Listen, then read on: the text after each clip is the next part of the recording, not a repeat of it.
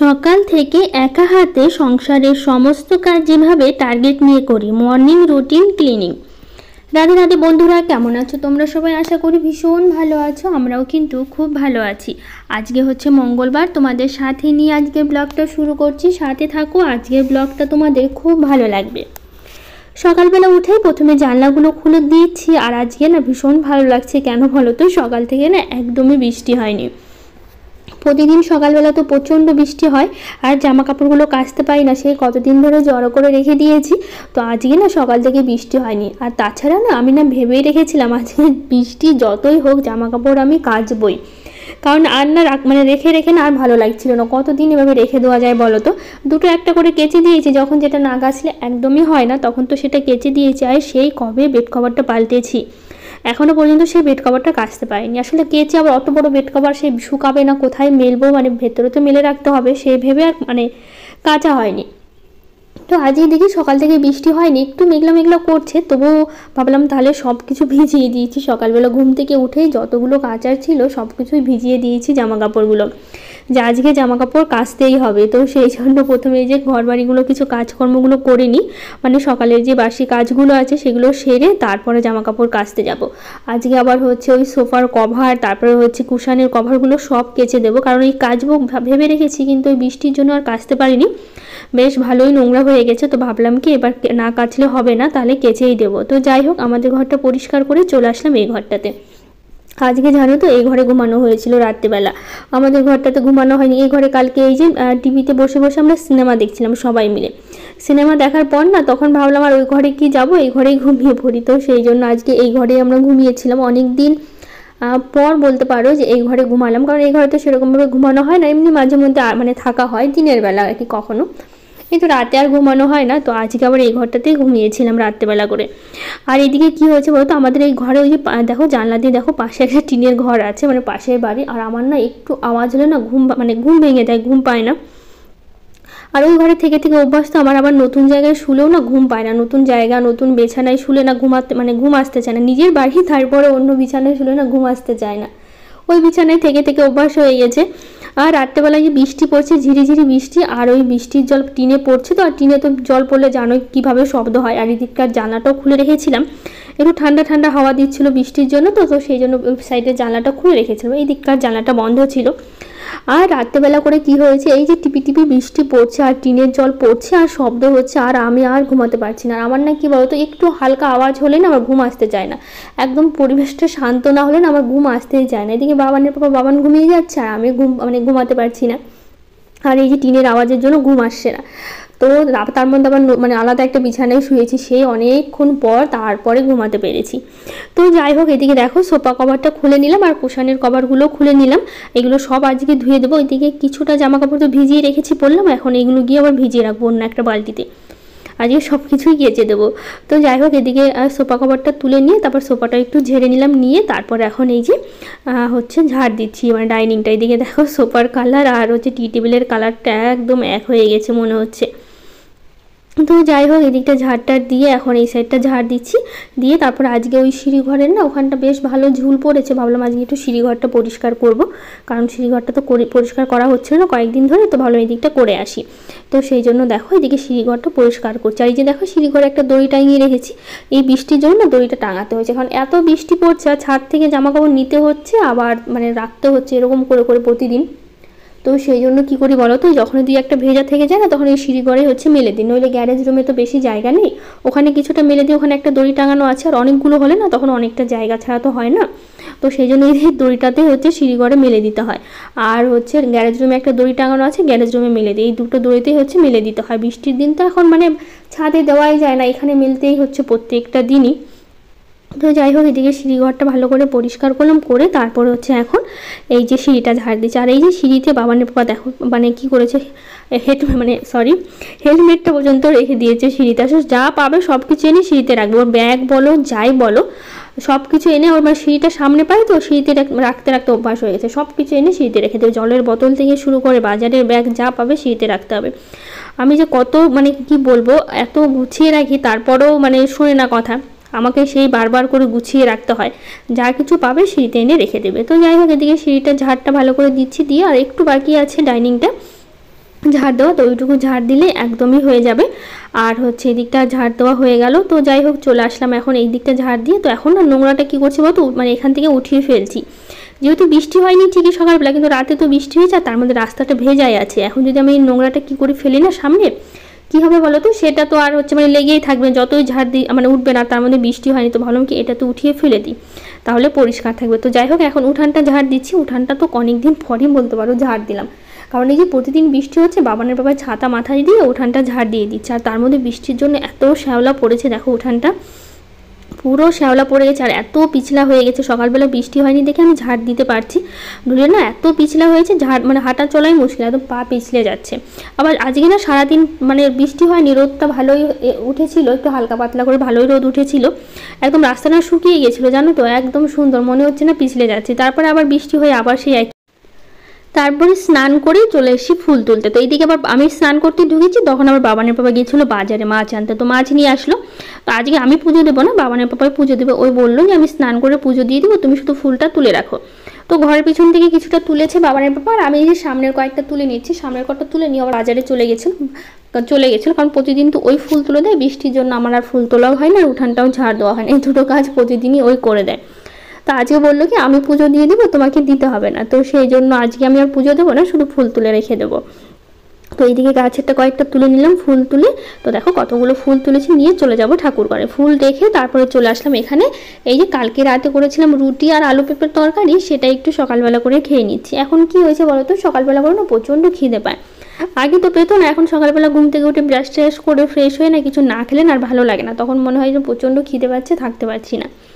তো সেই জন্য কী করলাম, একটু হচ্ছে ওই যে দুটো রুটি আর একটু তরকারি ছিল, ওটাই আমি খেলাম সকালবেলা। খেয়ে তারপর এখন রান্না বসাবো। ওইদিকে বাবানের বাবা মাছটা ধুয়ে দিচ্ছে, মাছ ধুয়ে স্নান করে পুজোটা দেবে। আর মাছের ঝোল বাবানের বাবা বললো কি একটু আলু আর ডাঁটা দিয়ে করো। আর বাড়িতে বাগানে তো ডাঁটা ছিল, ওখান থেকে একটা ডাঁটা তুলে নিয়েছি বেশ বড় দেখে। তো সেই ডাঁটা দিয়ে আর আলু দিয়ে মাছের ঝোল করব, সেটা একটু কেটে নিলাম নিয়ে।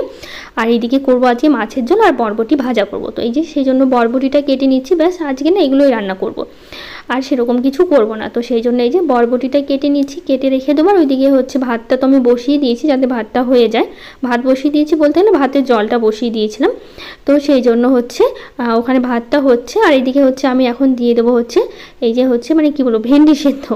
আসলে বাবানের বাবা ভেন্ডি সেদ্ধ খেতে খুব পছন্দ করে, তো সেই জন্য ভাতটা তো বসিয়ে দিয়েছিলাম। তারপরে যে পরে ভেন্ডি সেদ্ধটা দিলাম, দিয়ে তারপরে যে সকালবেলা তো বললাম জামা কাপড়ের কথা, স্নান করার সময় জামা কাপড় কেচেছি। আর হচ্ছে অনেকগুলো তো কাঁচা হয়েছে, দেখো কতগুলো আছে, গোটা ছাদ শুধু জামা কাপড়েই ভরে গেছে। তো সেই জামা কাপড় নিয়ে চলে এসে যে ছাদে মেলতে, দেখো বেশ সুন্দর একটু হাওয়াও আছে, আর ছাদটা দেখো এখনও ভেজা আছে। ছাদটা কিন্তু শুকায়নি, কারণ রাত্রেবেলা করেই বৃষ্টি হয়েছিল অনেক, সকালবেলায় বৃষ্টিটা নামেনি। তো যাই হোক আজকে সারাদিনে কিন্তু বৃষ্টিটা হয়নি, কারণ প্রতিদিন বৃষ্টি হয়, আজকে বেশ ভালো হালকা পাতলা রোদ দিয়েছিল, মানে জামা কাপড় শুকিয়ে গেছিলো আর কি, এরকম রোদটা দিয়েছিল, সারাদিনই ছিল ছাদে, জামা কাপড়টা শুকিয়ে গিয়েছিলো। তো বেশ ভালোও লাগছিল যে অনেকদিন পর আজকে বেশ সুন্দর রোদ হলো, মানে বৃষ্টি নেই, ভালো লাগছিল। তো যাই হোক যতগুলো জামা কাপড় খেঁচেছি, গোটা ছাদ আজকে লেগে গেছিলো জামা কাপড়গুলো মেলতে। তো এই যেগুলো হচ্ছে সেই সোফার কভারগুলো কেচে দিয়েছিলাম সেগুলো, আর বাবানের পাপার আছে, বাবানের অনেক জামা কাপড় আছে। আর এটা মাঝে মধ্যে তো 2-1টা করে কেচে দিয়েছি, তো সেই জন্য না অনেকগুলোই জমতো, কারণ এই কাচার জন্য খুব একটা জমেনি, যে কটা ছিল সব কটাই মোটামুটি ধুয়েই দিয়েছি। তো যাই হোক এদিকটা ধুয়ে দিচ্ছি। এই বেড কভারটা আবার কেচেছিলাম, সেটাও মেলে দেবো, কারণ অনেক দিন পরই কাচলাম। এটা তো একদম রেখে দিয়েছি, সেই কয়েকদিন আগেই মানে বেড কভারটা তুলেছিলাম, তারপরে আর হচ্ছে মানে কাচা হয়নি বৃষ্টির কারণে।